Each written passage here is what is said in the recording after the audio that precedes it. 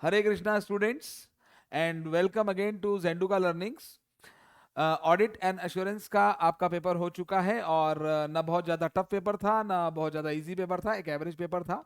और no doubt कोई भी question except last question direct question नहीं था, केस स्टडी बेस्ड पूरा पेपर था। तो जिन लोगों ने भी आईसीएआई का स्टडी मटेरियल को थॉरोली कंसेप्ट के साथ और अपनी पढ़ाई के वक्त प्रैक्टिकल एग्जाम्पल और एक्सपोजर के साथ पढ़ा है तो डेफिनेटली उनका पेपर अच्छा गया है।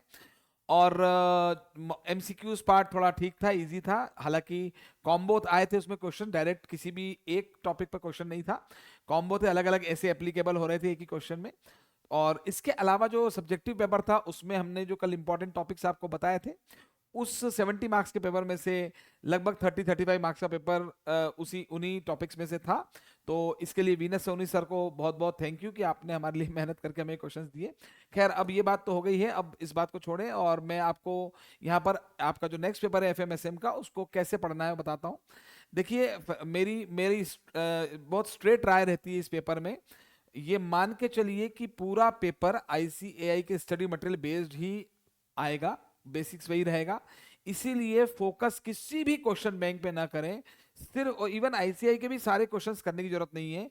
फाइनेंशियल मैनेजमेंट का पेपर है तो फॉर्मूला, जितने भी चैप्टर फॉर्मूला बेस्ड है वो फॉर्मूले की जो लिस्ट है उसको फॉर्मूलेस को अच्छे से याद कर लें।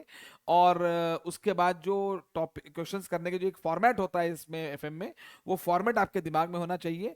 और जो भी कंसेप्चुअल टॉपिक है, जैसे जैसे जहाँ कंसेप्ट है, कैपिटल बजटिंग है और भी चैप्टर्स है, तो वहां पर वो कॉन्सेप्ट पढ़ के जाइए। मतलब concept plus formula plus format, concept plus formula plus format, CFF, ये आपको पढ़ के जाना है। और केवल जो भी मोस्ट इंपॉर्टेंट क्वेश्चंस आपने मार्क कुछ कर रखे हो, उन्हीं क्वेश्चंस को देखकर जाइए, वही क्वेश्चंस पढ़कर जाइए केवल।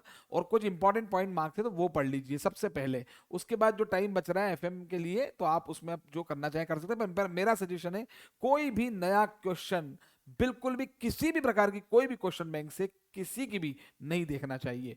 और जहां तक एसएम की बात है तो थ्योरेटिकली स्टडी मटेरियल से उस पेपर को आप पढ़ लें, अपने हिसाब से पढ़ लें, उसमें किसी की भी कोई राय की जरूरत नहीं। आप अपने हिसाब से जो आपने पढ़ा उसी को रिवाइज करें। Okay, bye bye, all the best.